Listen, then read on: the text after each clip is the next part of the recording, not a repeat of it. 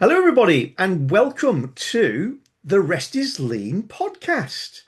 As always, me, John D, is joined by Russell Watkins and Alan Lothian, and we comically call ourselves lean professionals Hey, because we can't think of anything better to call ourselves, if I'm honest.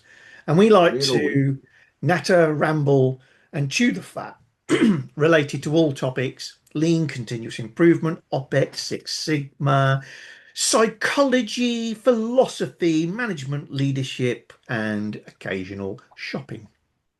Gee, Um, you reading off a broad, card there? that's a broad spectrum, isn't yeah, I know. Yeah. I don't like to limit us in any way. it? In the same way as we as a group don't like to limit ourselves by any particular topic, question, or plan. Yeah.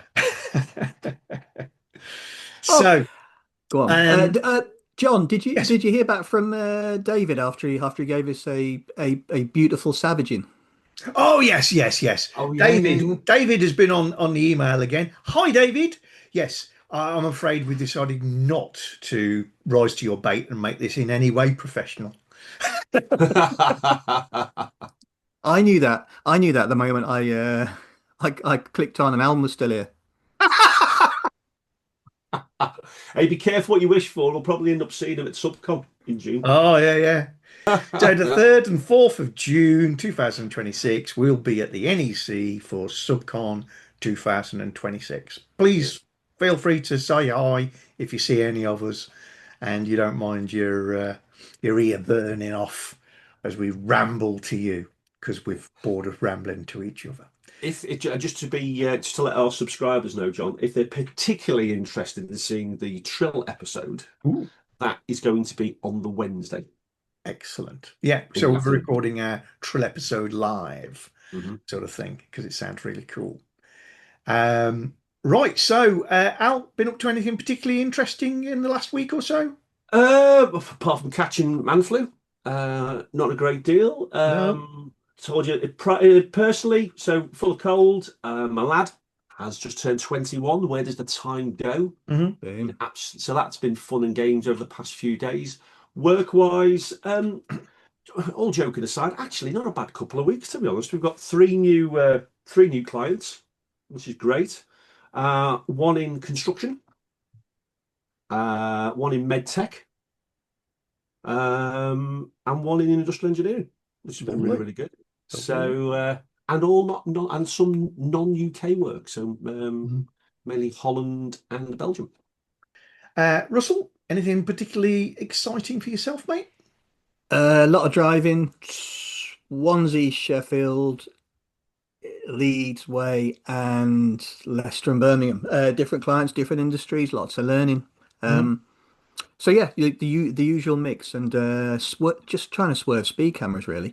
Did I tell you I got done for Big speeding again? cameras. Again? Oh, again. So Well, so I've been I'm a learning machine except in one way, and that's it comes to speeding, and then I do the course or yeah. I take the medicine, and then I'm all right for 6 months, and then Mhm. but I actually I did an A3 summary for my speeding offences Yes. because the points are creeping up, and it was very instructive. I did a deep data analysis dive. Um, and looked at the circumstances I'm speeding on my own with somebody, business or pleasure, on the way back from a client, what kind of roads, and I isolated some variables, and then I got in touch with a Toyota pal and said, look, I'm too close to this. I got my biases are really active, Yeah. so can you help me? And I had a Teams call with him, and he held me to account, but. I have countermeasures in place, including Shisha Kanko point and call and more liberal use of the cruise control. But I tell you what, it's funny. It's interesting discussion around the standard. What is the standard on speeding? But also, I drove 5 hours up and down the country the other day from one place to another, and there were six mobile speed cameras. Yeah. And I spend more time looking at the speedo, checking my cruise control. And the car is telling me I'm distracted, but actually Yes. I'm trying not to get done. And I Yes. think there is a balance point here where we are distracting ourselves trying to stay under the speed limit all the time. which might actually be affecting our driving. Yeah, I absolutely agree. As particularly as we get slightly older, more of our attention needs to be focused on what we're doing road ahead.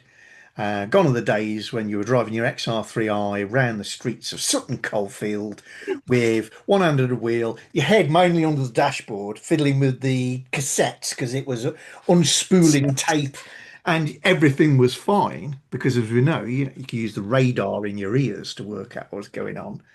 To now, you know, barely don't want to work the indicators for what's going to go on ahead of you. But yeah, it is true. You can actually become so paranoid about the speed. It I becomes think I, dangerous.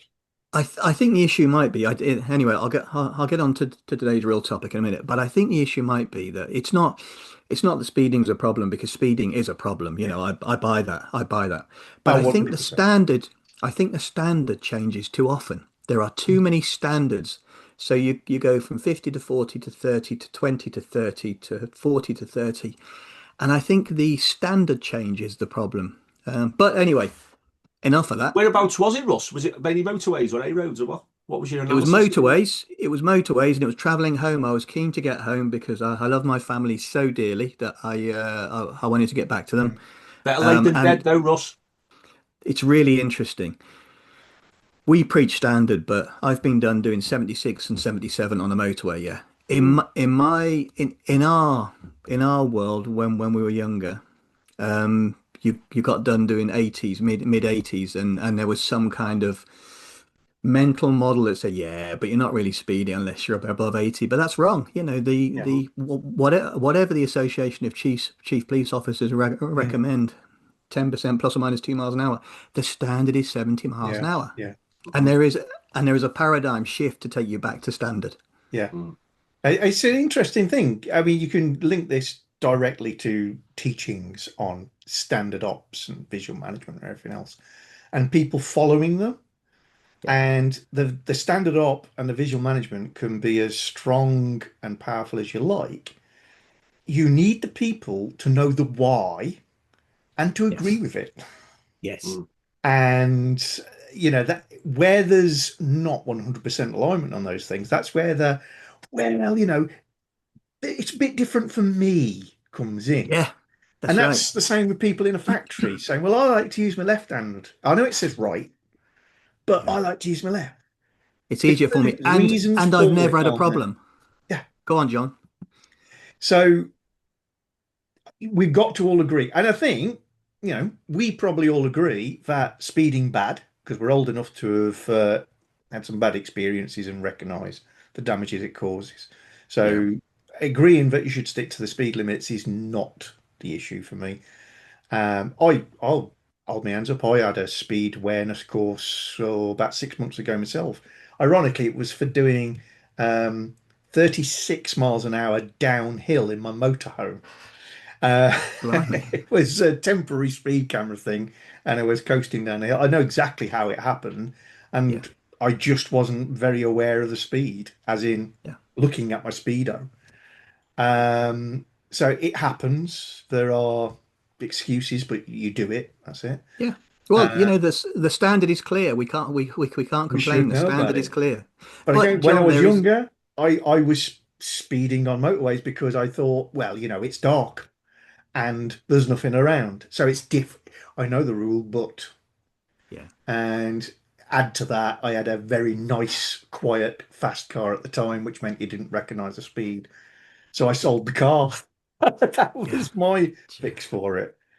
John, there is actually a technical phrase for it. It's called the normalisation of deviance, Ooh, yeah, and we see it in factories all the while. I don't bother about that because I've never had a problem. I cut across gangways. I walk around the factory on my phone because I've never been nearly mowed down by a forklift. yes, And it's that thing about you don't worry about it until you have to worry about it, and yeah. Mhm. it's difficult. If there's But no ultimately, consequences for you, that's one side of it, reinforces it. But also, if nobody else picks you up over it, Mhm. that reinforces it. Mhm. Which, well, your passengers should really go, do you know you're speeding? Yeah. Yeah. I know it's The thing annoying, but they really should. Um, you can draw comparisons with. Well, we talk about flow, right? If everybody stuck to 70 to the standard, you'd get to your destination more often than not more quickly than what mm, you do. It's when you go away from standard causes the problem. yeah. And you've got too many deviations in the standard, which then causes the bottlenecks. Mm. I think I put a post on it last week or something about the ghost jams with a lady called, I think you've Yeah. seen on TV, Yeah. Hannah Fry. Hmm. Yeah. It's a wave effect, isn't it? Yeah. Mm. And so people naturally assume, coming back to your point, what was it called again, Ross? You called it something of deviance, you called it. What was it? Normalization of deviance. It's Normalisation of deviance. unacceptable becoming normal over time. So people naturally assume if I go quicker, I will get to my destination quicker. And in some cases that will be the case. But Mm. there are things outside your control that will doesn't matter how quick you go, you're not going to get there. Yeah, No. like a traffic jam or things. Mm. Okay. Um, Whereas if you take that variability out and try and maintain the standard, you will get to your destination not only at the time you expect to, but also the chances are you're going to get there in one piece. And as I said to you before, even if you are, I'd rather be late than dead. Yeah. Mm. At the end of the day. Well, I suppose it's true to, you know, the way I see it, it's true to manufacturing flow, isn't it? At the end of the day, yes, we can rush and we take that gamble, and sometimes we'll get away with it, and sometimes we won't. But unfortunately, it's whether that's a gamble you're prepared to take when you're gambling with either the safety of the operator or the quality of the product, Yeah. or Well, the safety of the customer, depending on the product that you're making, obviously as well. I think the issue is we probably don't perceive it or frame it as a gamble because there's another part to normalization of deviance, and that's that thing about the great thing about human beings is we're very flexible, Mm, and the terrible thing about human beings is we're very flexible. Yeah. flexible. Yeah. And we've all watched people working machines or working on cells where they're stepping across a puddle of oil, dipping between whirring blades, working with knackered tools. And they're doing it as if it's normal, and that's because they've had to accept it as a normal, and it's become the normal. And Yeah. everything we do around 5S, around Kanban, around red tags, it's all about making abnormal normal again to try to reprogram. An interesting one because Have you pardon the pun? Well, it's the thing that keeps on giving because something was just popped into my mind talking about the course go on. is there is in the UK at least Mhm. there is a fantastic standard op for how fast you should drive because we have the highway code Yeah, and everybody reads the same thing, da da da. But that standard op gets read when you join the company that's and never right. seen again in most Initial training aid, and cases. then put away. And then what you think of as the right way to act is more influenced by peers around you on the road. You know, what speed is it on here? Oh, well, he's going 50, it's probably a 50. That's how we treat it. So the standard art is somewhat flawed, brilliantly written, but it's not brought to life. Mm. And this is the one that jumped out at me from memory of the speed awareness course.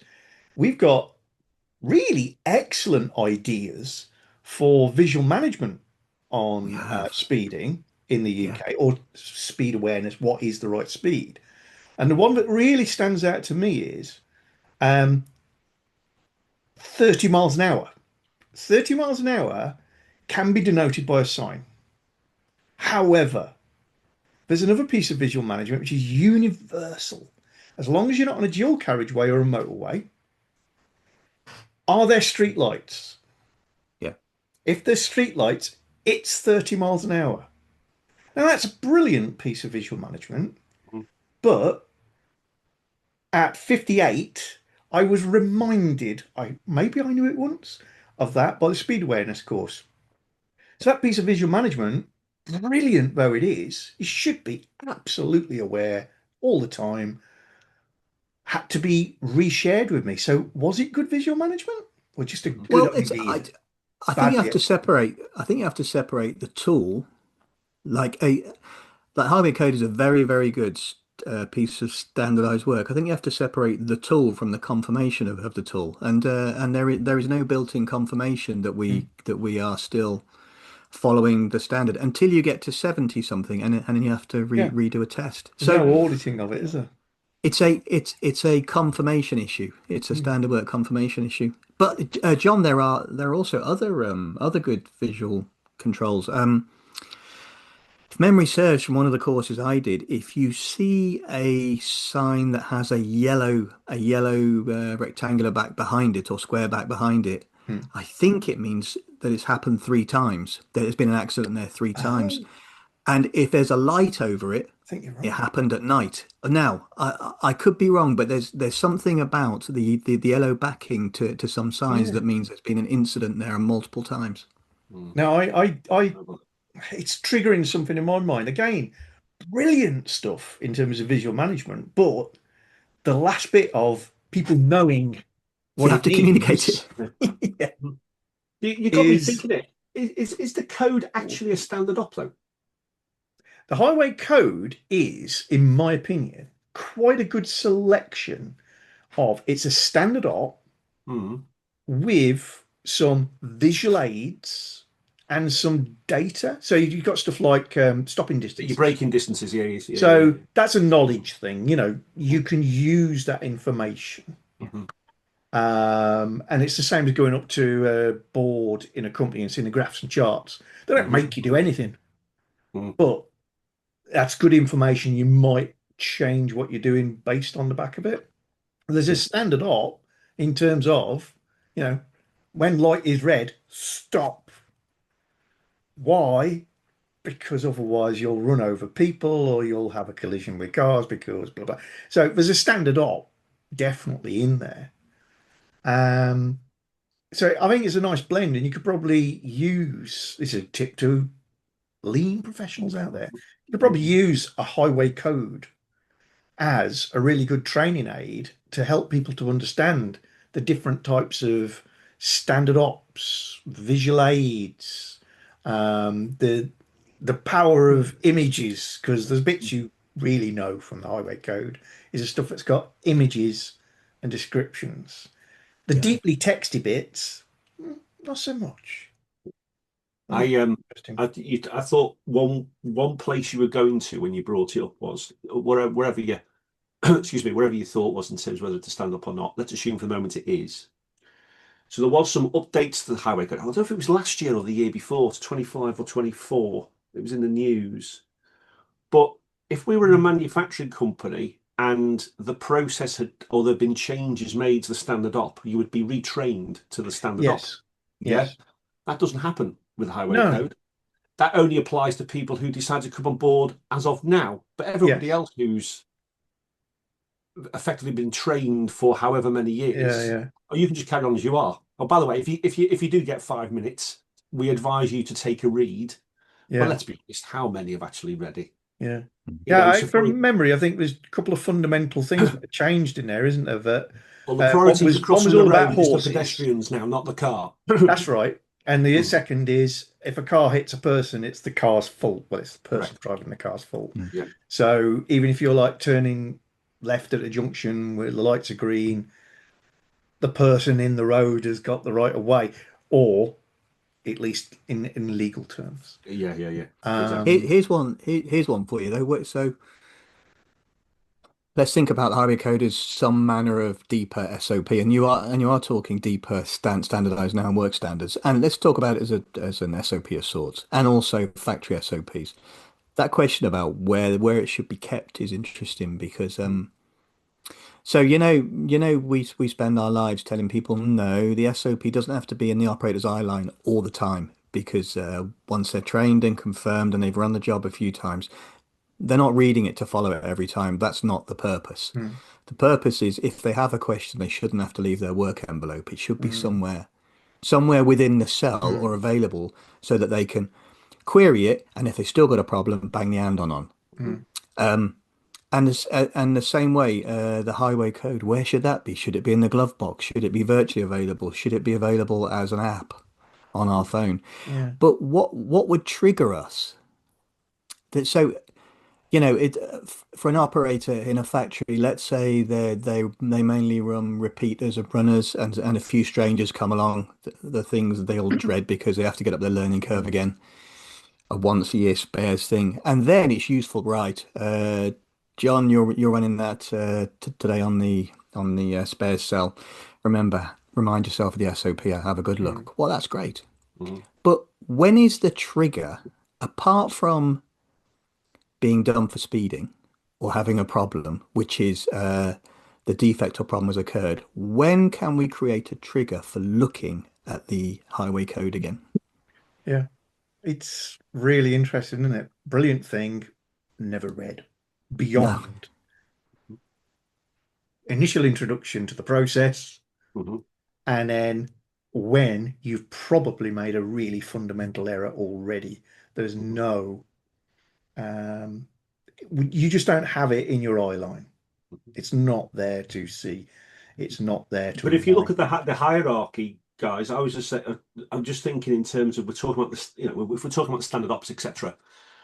Our standard ops, our use of visuals are,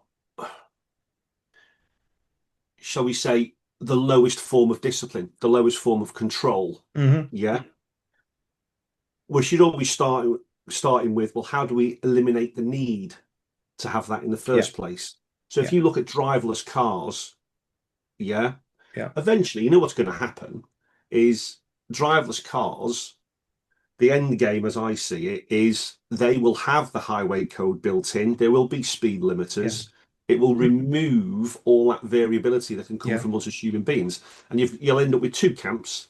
Some people that are happy with the fact that, well, you've taken all that variability out, therefore it should be safer. Hmm. All right, and then you'll have another camp who are disappointed because you've taken all that All the variability out. variability out. And you go back to Russell's earlier point, is as human beings, we're actually taking a human element out of driving a car, which is Yes, Yeah. ultimately should be an enjoyable experience. And, yes, Yeah. quite right, And Al, it's that balance with enjoyment and safety, isn't it? Hmm. and potentially de-skilling as well. Yeah. If we abdicate responsibility for the standard, then we de-skill over time. But yeah, Hmm. but back into the factory, you're kind of touching on what Toyota would call human assurance versus physical assurance Hmm. as ways of building equality. And your human assurance is obviously SOPs backed by training with confirmation, a good induction, some job instruction. mm, And then your physical assurance is your Poka-Yokes, your error proofs. But yeah, here's the thing.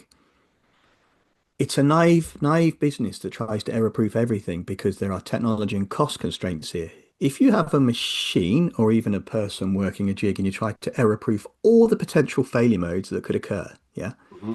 you end up with a jig or a machine where the bells and whistles are more complex than the machine itself, and they break down more than the yeah, machine itself, and you can't afford to quote for the part because the recovery of yeah, that sexy machine is too high. So Hmm. yeah, Toyota Group, when I've worked with them and people like Denzo, they go for, broadly speaking, something like a 70-30 split, but it depends.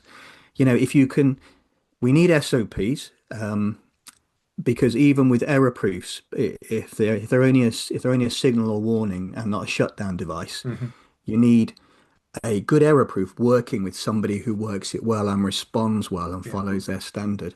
But for example, foam packing on an HVAC, you try to get a vision system to detect squidgy movable foam packing on every HVAC. Good luck to you. yeah, yeah, yeah, You'd have to have a camera that aliens haven't invented yet, or yeah, perhaps has been solved now. Hmm. So yeah. it's an interesting balance point. Oh, Hmm. absolutely. And if you eliminate the need for worrying about your humans getting it wrong, then you've taken out the ability to do anything flexibly. So variant goes along the line that is once every 12 months. You've still hopefully got humans and the wooden stick that goes, this one's got the special doofadangle with the fridge in the back. Oh, I can use my special Exactly. stick. And maybe Well, there is a degree of memory and, ooh, what do we do? But you can cope. yeah. Yeah. Whereas you don't use a stick, so there's no stick. What's this fridge thing? You won't need to know about that. And you strip the process of anything that allows you to do it the wrong or a different way, which is in effect part of Poka-Yoke and part of 5S. But you've taken away any flexibility, any agility, Yeah. and you've taken away. Rio-san once told me, Johnson, over here. We were doing 5S, we were doing a clear out sort and splitting essentials from non-essentials. And he says, what do you remove from the area? I said, everything that they don't need. That's not going back. That's non-essential. Uh, what do you keep in the area? Everything you do need. Duh. He says, Define I do. thought this. You're not talking about the extra thing. You've been talking, and he was being offensive in a jokey way. You've been talking to them Toyota lads again, haven't you? He Mm. says, they will also remove incorrectly all the things from the area that bring joy. So, and that's the same as driverless cars. Yeah. Why is anybody going to resist driverless cars that are safer and take the stress away? Because you've just taken away a personal bit of joy, the enjoyment of driving. Yeah. But So, on the flip side to that, though, John, and I saw it on the news this morning. But if it's like moving from the horse and carriage to a car, mm, if you go back at that transitional point, people would have been sat there saying, "Well, you can't move to this newfangled yeah, nonsense."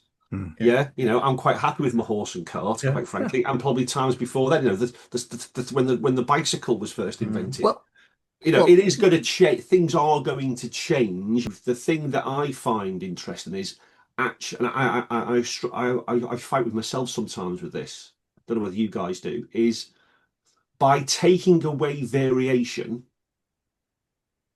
does that necessarily, as human beings, do we need that variation to allow us to remain creative as a species? mm, Do you know what I I mean? And think, therefore create innovation, mm, or do you think we have that built into us anyway? I think you need a reason to have skin in the game. Yeah, If you need a reason to pay attention because there are so many competing demands. yeah. Henry Ford what famously said, if I'd have asked people what they wanted, they'd have said a faster A horse. faster horse. Yeah, yeah, yeah, yeah, yeah. But then if you look at Victorian streets, we can't. This is a gamble. We never went to Victorian Mhm. streets, but can you picture a street a foot deep in horseshit? mm, You know, there is a yeah, there are other reasons for moving away Yeah, from yeah, yeah. horse. yeah. But again, the reality of what has happened, and again, this is UK centric. I can't speak for the rest of the world.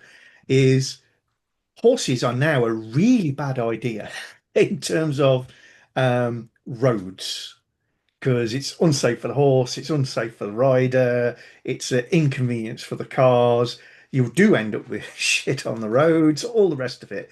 There isn't a logical reason for horses to go up and down our roads.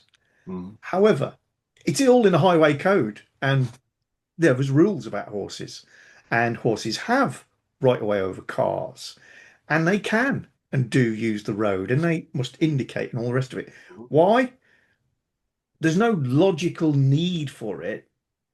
It is purely about because that's a joy, it's an option. It Mm. Hmm, shouldn't yeah, take away all of the, oh, we've got driverless cars now, so what do you take the steering wheels off, hand them all in. Yeah, yeah, yeah. Exactly, exactly right. all right then, gents. So shall we wrap this one up? Yes, let's. So we didn't expect to go there, folks. No. So yeah, speeding awareness courses via standard ops and Poka-Yoke and visual management to horse droppings. That's And, Or right. and tune into the next episode when we talk about my latest doctor's appointment and see the where that takes rich us. tapestry of lean. Okay, folks. So yeah, thanks ever so much for listening or watching. If you're watching, drop us a comment in the area below this video. If you're listening, then please send us an email. We'd love to hear what you think, get your questions, get your opinions, suggestions for other topics to discuss. Al, what's the email address that they need to send to? Because Russell's absolute liability when it comes to I this absolutely question. miss us not going to Russell first now because I I thought we know would be it's back in the it's same one of as those lean things. We save a lot of time if we don't. time, a lot of time, energy, and effort. It is, if people are interested, and we would love to hear from you, it is the rest is lean at gmail.com. Fantastic. Fantastic. And I believe quite a lot of people are watching, or sorry, I should say listening via the various podcast systems at the Ah, moment, Russell. yes. So I've got it here on my phone. Our last four downloads. So we are now available in, hang on, I've got it here. 51 countries and territories, 406 cities, and the last four listeners and downloaders were from Ontario, Saint Denis in Paris, Sao Mhm. Paulo in Brazil, and Bavaria. Listen, we are deeply international. Absolutely. It's a sad indictment of the state of TV broadcasting and radio around the world, really, It is. that people would choose to listen to us rambling. But we love it. And thank you We so do. much. We do. And we do Right. thank everybody for doing that. See you all soon, folks, and maybe see you at SubCon Yeah. Thank you. 2026. Take See care, ya. guys. Stay safe. Cheerio. Don't speed.